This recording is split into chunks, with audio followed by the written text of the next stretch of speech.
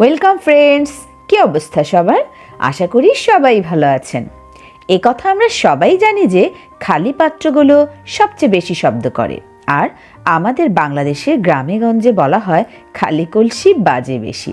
এটি একটি জনপ্রিয় বাংলা প্রবাদ, যার মূল অংশে একটি বড় সত্য লুকিয়ে রয়েছে।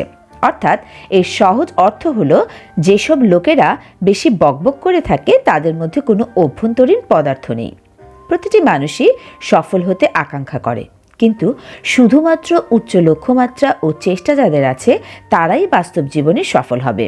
এর মানে ভবিষ্যতে একদিন বড় হতে হলে আপনাকে অনেক পরিশ্রম করতে হবে।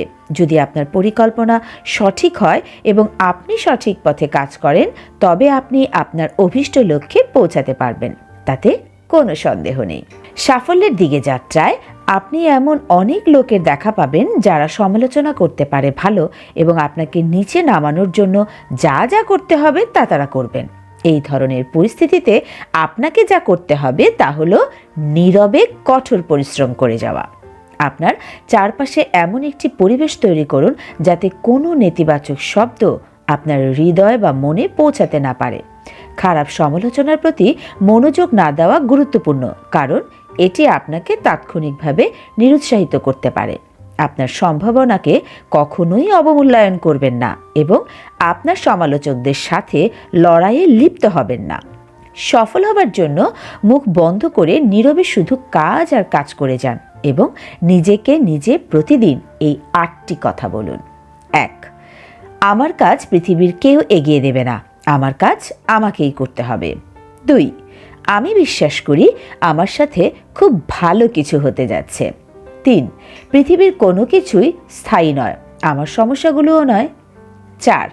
হয়তো আমার স্বপ্ন পূরণ খুব সহজে হবে না, কিন্তু আমাকে পারতেই হবে। 5. বাজে অভ্যাসগুলো ছাড়তে হবে, আমি আমার পরিশ্রমের ফল সুস্থভাবে দেখে যেতে চাই।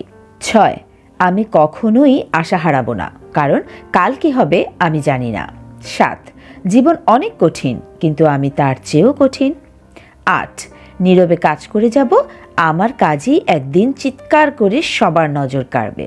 তো বন্ধুরা, এই ভিডিওতে বলা আমাদের পরামর্শগুলো নিশ্চয়ই আপনাদেরকে লক্ষ্য অর্জন ও সফল হতে সাহায্য করবে।